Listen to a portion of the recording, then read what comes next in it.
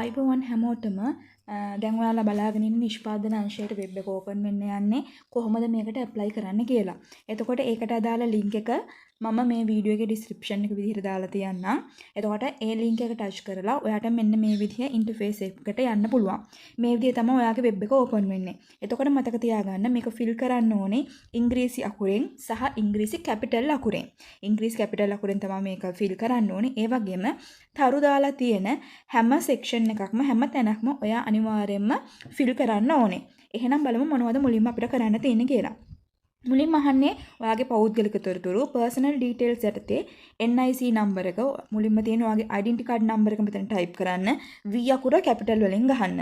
ඊට පස්සේ passport number එක අදාළ විදිහට ඔයාගේ නම්බර එක type කරන්න. ඊට පස්සේ date of birth.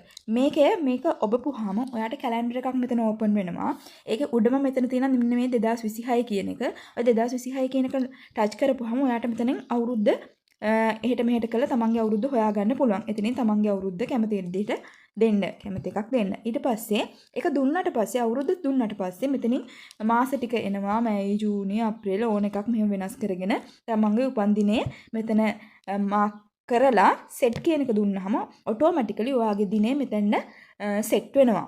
ඊට පස්සේ තියෙන ජෙන්ඩර් එක ඔයා ගෑන් ස්ත්‍රී පුරුෂ භාවය තමයි මෙතනින් දෙන්න ඕනේ. පිරිමි කෙනෙක් නම් මේල් කියන එක දෙන්න. ගෑනු කෙනෙක් නම් ෆීමේල් කියන එක දීලා done කියන එක ඔබන්න. ඊට පස්සේ තියෙනවා surname එක, ඔයාගේ last name එක. ඒ කියන්නේ ඔයාගේ සම්පූර්ණ වාසකමත් එක්ක තියෙන නමේ අවසාන නම් කෑල්ල තමයි මෙන්න මේ last name කියන තැනට දෙන්න ඕනේ. එතකොට එතන capital අකුරෙන් type කරන්න ඔයාගේ අන්තිම නම. ඊට පස්සේ other name කියන තැන ඔයාගේ වාසකමත් එක්ක ඉතිරි නම් ටික අවසාන නම හැර ඉතිරි නම් ටික මෙතන type කරන්න ඕනේ. ඊට පස්සේ තියෙන්නේ father's name එක. ඔයාගේ තාත්තගේ සම්පූර්ණ නම මෙතනින් type කරන්න capital අකුරෙන්. ඊට පස්සේ passport expire date එක. ඒ කියන්නේ ඔයාගේ විදේශ ගමන් බලපත්‍රයේ කල්ලිකුත් වෙන දිනේ තමයි මෙතන දාන්න තියෙන්නේ. ඒකත් ටච් කරපුවම මේ විදිහේ කැලෙන්ඩර් එකක් ඕපන් වෙනවා. මේකෙන් ඔයාට මොන අවුරුද්දේද මොන මාසෙද මොන දිනේද කියන එක ඔයාට කැමති විදිහට සිලෙක්ට් කරලා passport එකේ තියෙනවා ඒක බලලා හරියටම set කියන එක දෙන්න. ඊට පස්සේ තියෙන්නේ material status. ඊට පස්සේ ඔයා marriedද singledද කියන එක තමයි මෙතනින් දෙන්නේ. ඔයා ඇත්තටම මැරිඩ් කෙනෙක් නම් කසාද බැඳපු කෙනෙක් නම් මැරිඩ් එක දුන්නා දීලා ඩන් කරාට පස්සේ ඔයාට ඔයාගේ වයිෆ් ගේ හරි ඔයාගේ හස්බන්ඩ් ගේ හරි තොරතුරු මෙතන ඇප්ලයි කරන්න පුළුවන්. මෙතන ටයිප් කරන්න ඕනේ. දැන් මේක නම් ඔයාගේ වයිෆ් ගේ විතර තමයි නිෂ්පාදන නම් දැන් පිරිමි ළමයිට විතරයි ඕපන් වෙන්නේ. ඔයාගේ වයිෆ් ගේ විස්තර ටික මෙතනින් දෙන්න ඕනේ. එයාගේ ඩෙන්ටිටි කාඩ් නම්බර එක, එයාට පාස්පෝර්ට් එකක් තියෙනවා නම් පාස්පෝර්ට් නම්බර එක, එයාගේ බර්ත්ඩේ එක, එතනත් බර්ත්ඩේ එකට අර විදිහට කැලෙන්ඩර් එකක් ඕපන් වෙනවා. ඒකෙන් සිලෙක්ට් කරන්න. ඔයාගේ පාර්ට්නර්ගේ අන්තිම නම, එයාගේ ඉතිරි නම් ටික මෙතනින් ටයිප් කරන්න ඕනේ.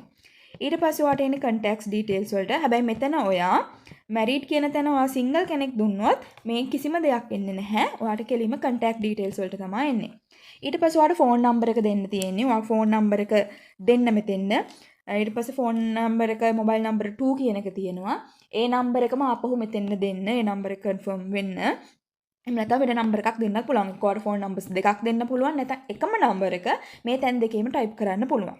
ඊට පස්සේ address line 1, address line 2 මෙහෙම දීලා තියෙන සමහරගේ තියෙනවා ස්ථිර ලිපිනේ තියෙනවා, తాවකාලික ලිපිනේ කියලා දෙකක් තියෙනවානේ. එහෙම තියෙනවා නම් තමයි මේ විදිහට දාන්න ඕනේ. හැබැයි ඔයාලට එක address එකයි නම් තියෙන්නේ.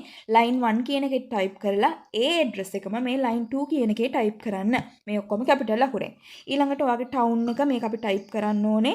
ඔයාගේ ළඟම නගරය මොකක්ද කියලා ටයිප් කරන්න. ඊට පස්සේ district එකේ තියෙනවා.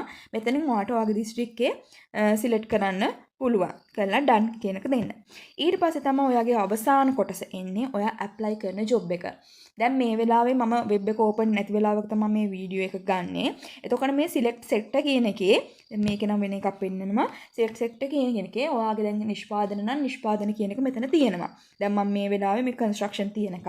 ඒක construction වල section ගොඩක් තියෙන හින්දා තමයි මෙහෙම තියෙන්නේ. හැබැයි ඔයාගේ නිෂ්පාදනක දාමට පස්සේ ඔයාගේ තියෙන නිෂ්පාදනයක select කරලා done කරලා දෙන්න.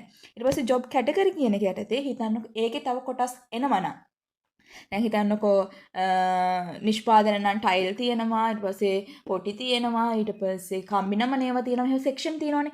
එහෙම ඒකේ කැටගරි තියෙනවා නම් මෙන්න මේ ජොබ් කැටගරි කියන එකේ මෙන්න මේ පොඩි ඊතලය යවපුවාම ඔයාට ඒකේ තියෙන විස්තර ටික බලා ගන්න පුළුවන්.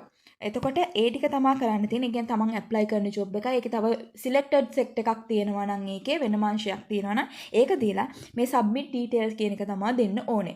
සබ්මිට් ඩීටේල් කියලා දුන්නාම දැන් මට මේක සබ්මිට් කරන්න බෑ. මම මුකුත් විස්තර දැම්මේ නෑනේ. ඔයාට ඊට පස්සේ එනවා මේ අපි යවපු විස්තර හරිනම් කොළ පාටින් සක්සස්ෆුල් කියලා රෙෆරන්ස් නම්බර් එකක් එක්ක පොඩි එකක් වැටෙනවා. ඒක ඔයා ස්ක්‍රීන්ෂොට් එකක් හරි ගහලා තියාගන්න. ඔයාට ඒ නම්බර් එක ඉස්සරහට ඕනේ වෙනවා. ඔය විදිහට තමයි ඇප්ලයි කරන්න. ඔයා හරියට ඇප්ලයි කරා නම් කොළ පාටින් සක්සස්ෆුල් කියලා වැටලා මේ නම්බර් එක වැටෙනවා.